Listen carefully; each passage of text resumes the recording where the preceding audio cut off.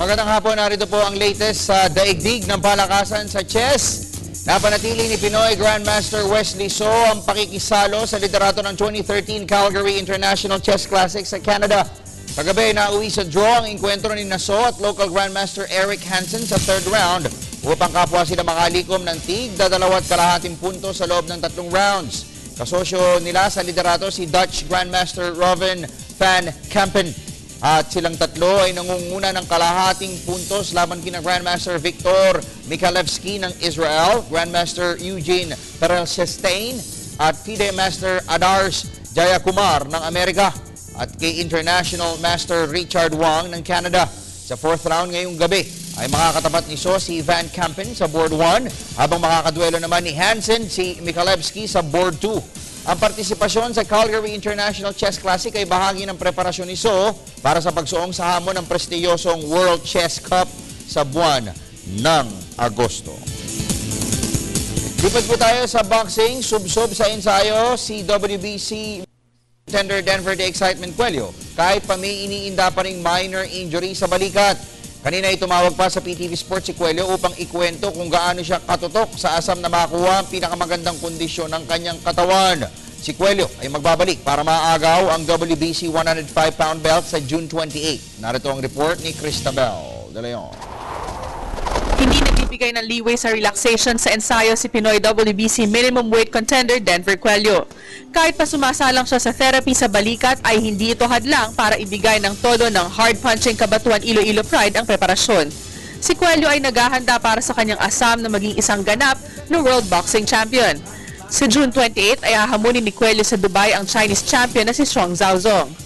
Opo, dahil na ito na po yung pagkakataon na siguro makabilang na po tayo sa mga world champion dito sa Pilipinas. Gusto rin natin makabilang dito. Kaya pagsisikatan talaga natin na makuha itong belt na to. Inamin rin ni Cuello na nagkasundo na sila ng kampo ni Zong kaya't natitiyak nito na wala ng takas sa kanila ang WBC champion dahil nagkapirmahan na ng kontrata para rito. Ito po, si manager kasi nakipag-meeting kay Yogan sa Thailand. Ito po, ginta-perma na si manager. Si Cuello ay may 5 taon nang nag-aabang ng title fight pero makailang beses rin itong iniiwasan ng kanyang mga karibal. Malakas sumuntok, mabilis sa mga kamao at exciting fighter. Ilan lamang yan sa mga katangian ni Cuello na pinangingilagan ng mga kalaban. Para sa PTV Sports, Cristabel De Leon, Telebisyon ng Bayan. Samantala, puspusan na po ang paghahanda ng EYA Regenerative Medicine Team sa kanila pong asam na bumalik sa winning form matapos ang disappointing loss kontra NLEX Road Warriors noong Martes. Sa nasabi pong laro ay may tsansa pa sana ang mga alagad ni Team Manager Attorney Charlie Chua na makasungkit ng twice to beat edge sa quarterfinals kung sila ay nanalo. Pero ayon sa isa sa mga superstars ng team na si Ian Sanggalang, nais niyang gisingin ang mga kakampi na pumukpok muli para sa kanilang asam na fight back sa current Foundation Cup ng PBA D-League. May report si Ms. Nicole Ramos. Hindi napapag-iwanan ng ibang high-caliber teams ng PBA D-League ang sikat ng bagitong EYA Regenerative Medicine Team Delta. Ito ang paniniwala ng star big man ng team na si Ian Sanggalang. Aminado ang Pampanggenyo big man na masakit pa rin sa puso niya ang sinapit nilang talo kontra NLEX Road Warriors noong Martes. Siguro, usap-usap na lang kami kung ano yung dapat namin gawin. Yung chemistry ng team namin, yung disiplina sa pag-execute ng mga play, huwag kaming magkanya-kanya. Siguro, kung gagawin namin yun, kung yung ginagawa ng NLEX, kung gagawin namin yun, isa rin kaming mabigat na team sa D-League.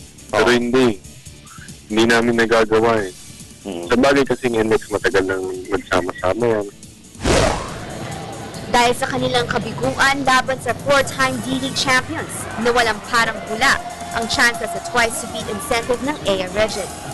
Ngayon ay mahaharap pa sa alanganing twice-to-win disadvantage ang kupunan laban sa alinman sa Boracay Rum at Big Chill.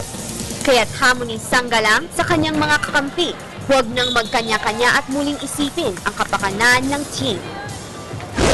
Hindi pa naman, may chance pa twice-to-beat kalaban namin. Yun nga, basta laruin lang namin to kasi management gusto din manalo, gusto rin pumasok ng Final Four. Alam mo yun, parang siyempre ayusin pa itong huling game namin. Ang AR Regent ay ang isa sa pinakabago, subalit pinakamainit na koponan sa PBA D-League. Bat-bat ng mga bigating pangalan sa labas ng PBA ang koponan na may ayuda ni newly elected Pampanga Vice Governor Dennis Pineda. Para sa PTV Sports, Nicole Ramos, Telebisyon ng Bayan. Sa aming pagbabalik, yan lang ho pala muna ang latest sa daigdig ng palakasan. Kung kayo po yung nabitin, tumutok mamayang alas 5 ng hapon sa PTV Sports. Ako po ang inyong lingkod, Snow Badua.